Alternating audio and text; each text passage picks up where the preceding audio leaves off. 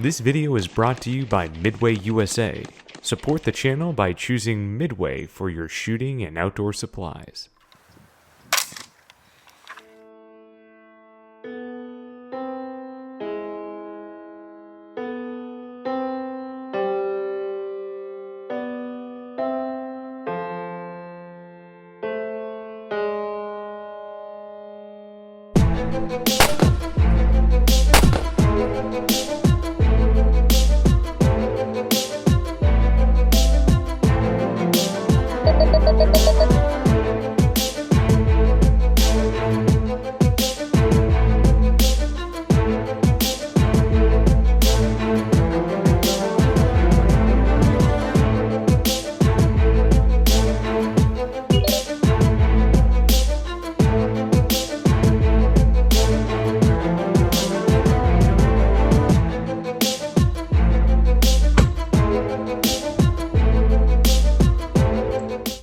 Oh yes. Deutschland, we're better than you. 150, ready? Impact. Impact. 200.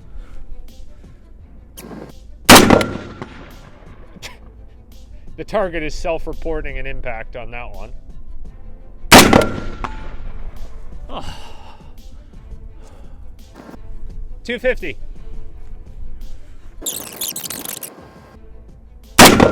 Dead on. Complete center punch. Go again. Yep, stacked them up. Nice. 300. Yeah, buddy. Nice, dude. Good shots. Nice. I'm gonna bump this next one up to the 300 setting. Go back to a belly. Yep, 300 meter belly hold. I'm there at 350. Ready when you are. All right. That was an impact. It kind of went right in the lower quadrant. Nice. Cleared. Nice. Fire when ready. 400. Okay, that was at his head level, just left of his head.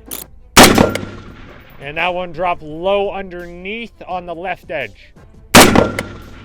Yeah, low left.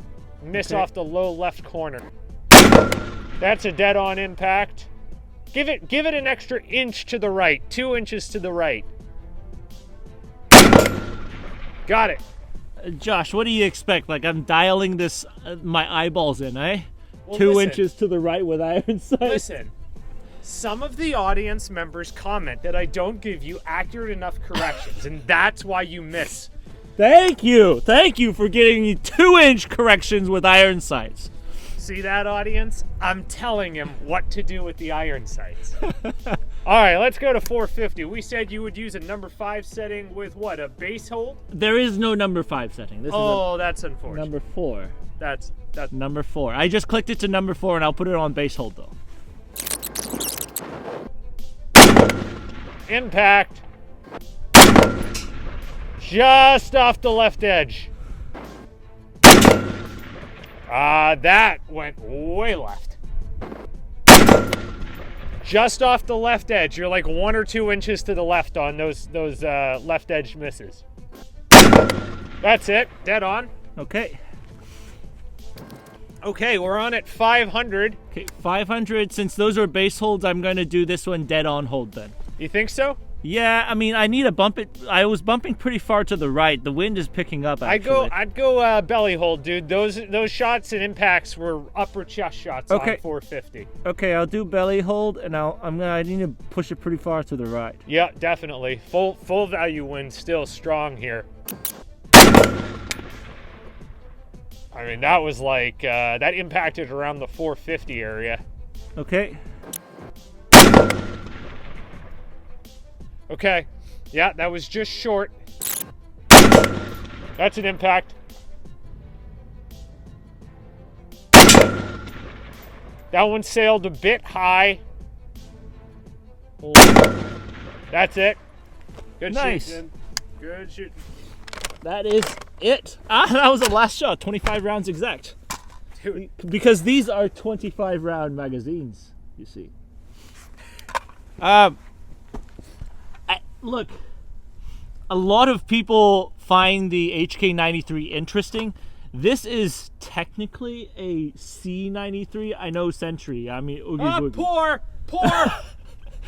Poor! Listen, this is one of the C93s that was made by PTR, though. And there's a difference. You can see the finish is actually the PTR black paint finish. It's put together much nicer than the typical C93. The kits themselves, though, you can see these are actually the Malaysian trade-in kits, meaning that those are the kits that were actually made in Germany. So if you wanted an HK93 that was put together with German parts and you could actually shoot it without feeling bad, I mean, this is not a bad option.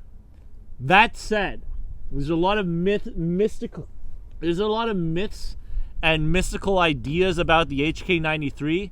I will tell you, like, I picked it up after shooting a lot of MP5s, expecting these things to have not a lot of recoil, despite what the internet says. I feel like they recoil a little more than the AR. I mean, mind you, it's a 5.56, so it's not like rocking your world per se. And I'm very comfortable with the sights and the whole layout because I'm comfortable with the G3. But as far as how it did on the course, Josh, I mean, not bad.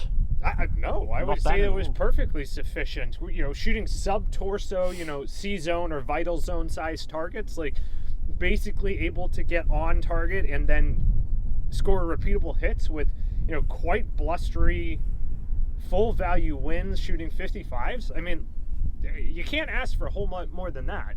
Yeah, but I will say, as far as the style goes, the style 10 points of go, 10. 11 out of 10, my friend. 90s movie vibes? Okay, an interesting thing you bring that up. This was actually, it's been in service since around the M16's era. The SEALs used them in Vietnam with the long 40-round magazines. And so the 93s have been around for a lot longer than people think, but oftentimes they had been adopted more so by, let's say, I can't think of any nice words to put this, but not very Western aligning governments end up with these sometimes. And so it's very popular in places like South America, Southeast Asia, and East Germany. But that's a topic for a different day. And unless we have anything else to go, let's take it to the debrief. We'll see you in the debrief.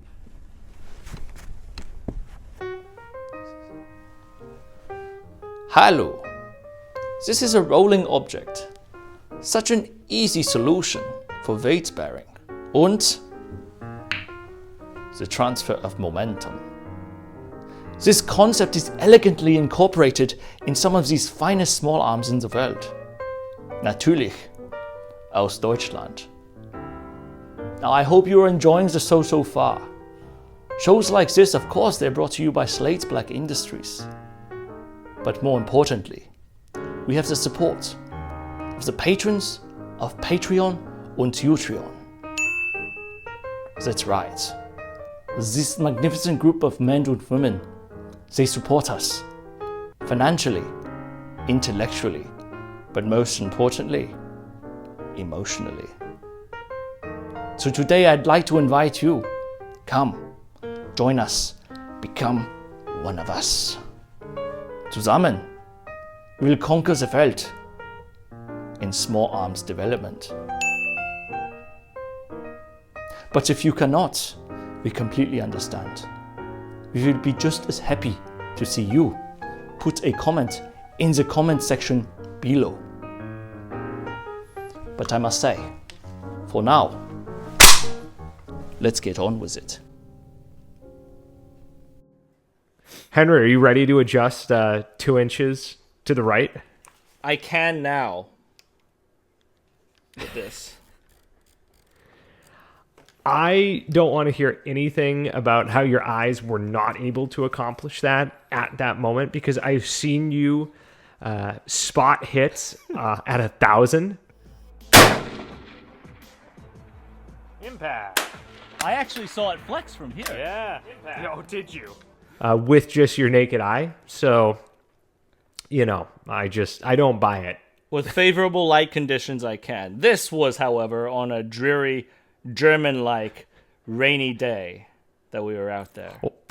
Well, and then in all seriousness, since we've actually done this run, we've spent a bit of time talking with Adrian at Sidewinder Concepts and picking up some tips on spotting. So I understand the error of my move it 2-inch right ways.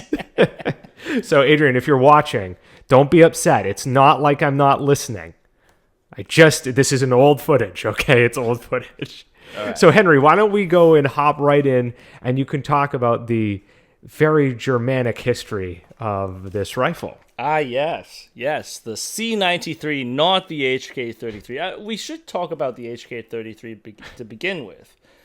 But the C93 that I'm holding right here is as Germanic as the hamburger is Germanic.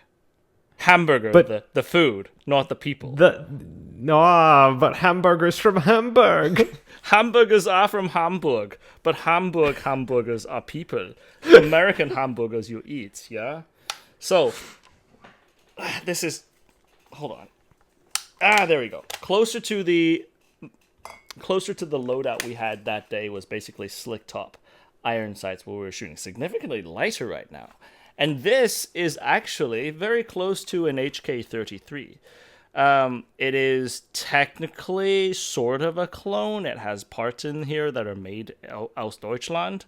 But HK33, Alright, so at the time we're filming this, we just had Christmas and we're heading into New Year's. During every family gathering, if you come from a large enough family or you've got your parents have cousins, there's always within siblings, there's the elder one who's kind of like the leader. That would be your G3, the Papa G3 HK91. You've got your standard infantry base salt of the earth roller delayed blowback, and then you've got your little baby counter terror MP5 who's like bling bling glitz, I'm so super cool, going out on all these bling missions out there, right? And then you have someone who kind of fits in between, no, it's the middle child. It is the middle child that people are like, oh no, here comes the HK33. Because the HK33 historically, it hadn't really been adopted by a lot of Western forces. Maybe some law enforcement in the US, some law enforcement over in Europe, particularly in a law enforcement sniper role, more so than an assaulter role. But out of there, you see the HK33, which is the 5.56 pattern roller delayed blowback system rifle. You more so see them running around, and this is the full-size one. I'm not talking about the SAS using the HK53s, the little, essentially MP5 in 5.56. I'm talking about the full-size 5.56. Typically, you see these, in, South America, and being used by sketchiest of the sketchiest militaries. Southeast Asia, not really so much sketchy in Southeast Asia, but not first-line superpower militaries in the world. And for a lot of these guys, the roller delayed blowback system is so bulletproof reliable. It is very difficult to break these things. It makes sense. You want a 5.56 rifle and you want your conscripts to not break it? Okay, we have a solution for you. But typically you don't see it adopted by, your first-line Western forces. And we specifically shot this in an East German Streik town for a reason, because of all of the weapon systems, of all the countries that adopted the HK33, technically, the HK33 was used by the East German forces. And H&K actually ended up getting investigated over this because the West Germans were like, how did these end up in East Germany? Like, they are the enemy. What is going on? So the HK33 of that family of roller delayed blowback systems has always kind of been like the sketchy middle child of all of them. Showing up at the wrong place at the wrong time, typically always with the wrong people for reasons. But what's the American involvement in this, and why is this an American clone, right? Technically, this is a Vietnam era rifle as well. In fact, the thumbnail, you'll see SEAL holding an HK33, but isn't an HK33. That is actually a Harrington and Richardson T33, an H&R T33 that you see right there. So it's an American copy of the HK33. This same particular rifle with slim grips, 40-round mags. And you remember this is a time when there was a lot of doubt on whether the M16 was even a viable weapon system. And so the engineers at Heckler & Koch were able to capitalize on that a little bit by adopting the roller delayed blowback system for the newly developed 5.56 cartridge. And so the SEALs started using them with the 40-round mags in Vietnam. But it never really caught on. I mean, obviously, the American M16 is a domestic design. And quite frankly, with some powder changes and some ammunition changes, is a very, very effective rifle. And so it never really caught on for American manufacturer. H&R actually went bankrupt and never, actually went back to do it.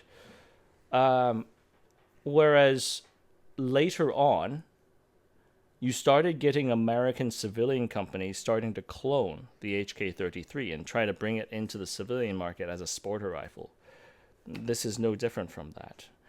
A lot of these C33s are from, some say they're from Malaysian kits. Some of them were sanitized H&K parts that Malaysia and Thailand ended up using. And so some of those rifles came to be sold to the States, and then getting, as they were sold, they were demilled, brought back to the States, because once a machine gun, it's always a machine gun according to the ATF. So you had to demill them. You had to cut the barrel, cut the receiver, bring them in. And so once they were brought in, our lovely friends and esteemed colleagues at Century decided to come up with stamped sheet metal receivers to duplicate what the H&K HK33 was.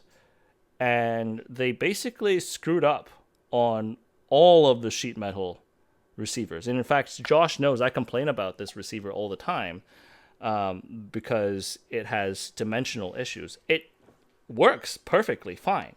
Don't get me wrong, with iron sights, this thing works very well, as you guys have seen out there. But with the dimensional issues, when I try to mount optics on it, it's actually pointed like 30 degrees upwards. So rip on mounting any optics on this outside of looking cool. But once the C93s were out in the wild and built a sufficiently terrible reputation within the civilian shooting populace, they wouldn't sell well at all. So Century ended up having to sell a bunch of the scraps to other people to build out. And this is one that PTR ended up building out. And so they took the Century receivers and fit everything on it. And that's why this thing works very well, is because PTR actually manufactured this thing with a C93 marked lower. But even with that, because the receivers were already out of spec to begin with, the stampings for the receivers were out of spec to begin with.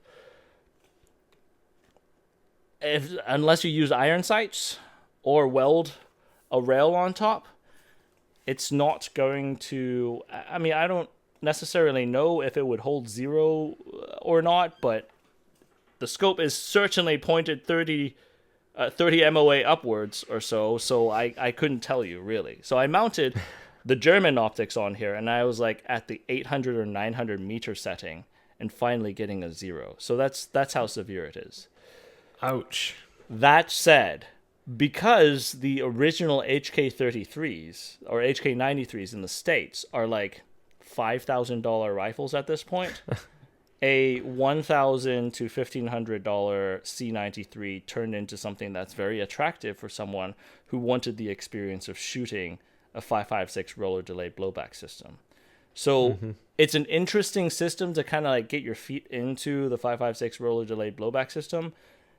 Just don't expect it to work like a genuine H&K. Now, I will say, on the horizon, there's also the Czech MKE, or not Czech, the Turkish MKE made HK93s that could be coming in.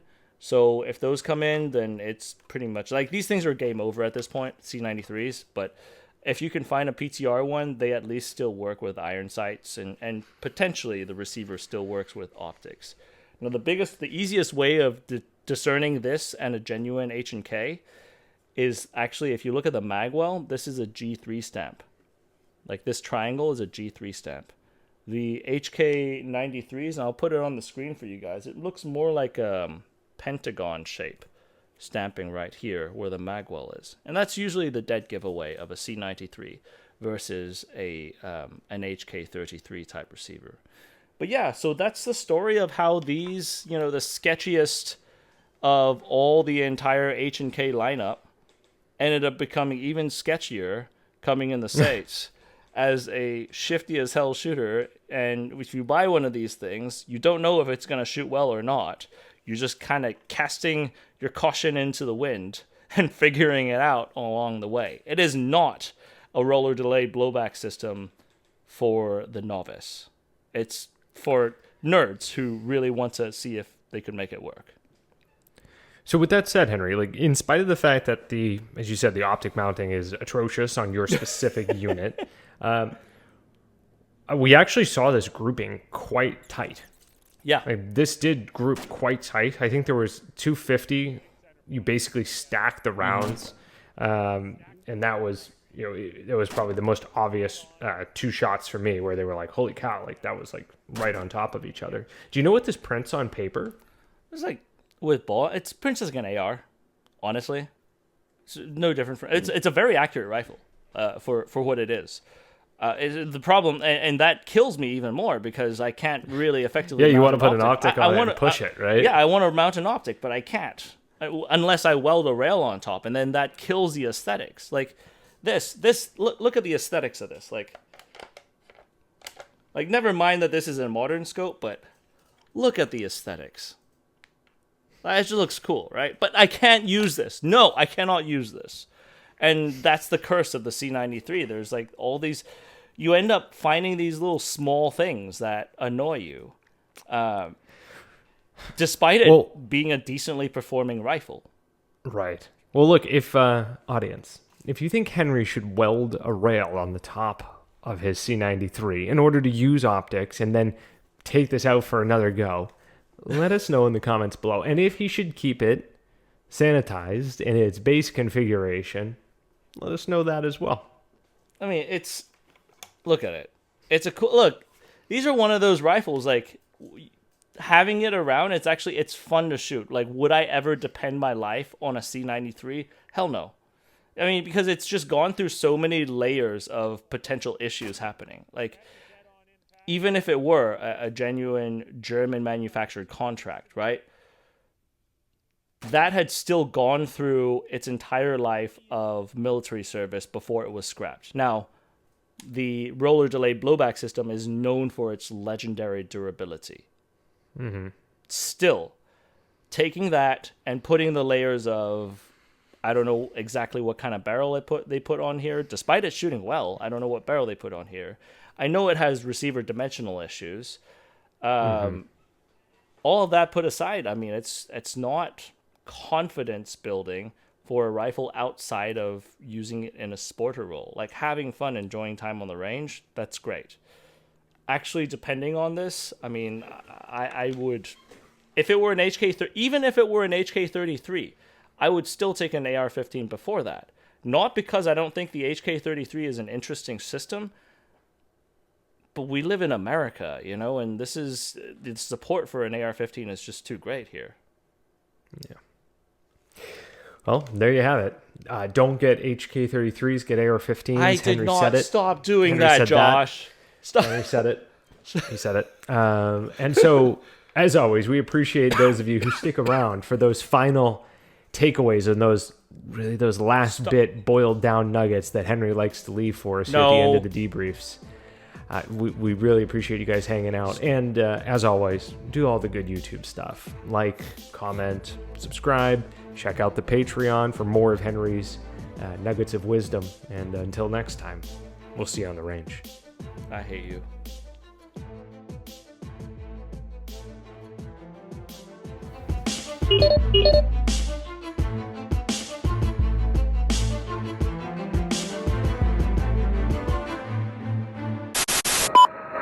This is Steel 96, 4 Vic, 8 packs, Redcon 1, green to green. How copy, over? Steel 96, this is 716, roger, over. 16, Steel 91, 1 pack, green, green, over. This is 716, roger, over. 16, Steel 92, 1 Victor, 2 packs, Redcon 1, over.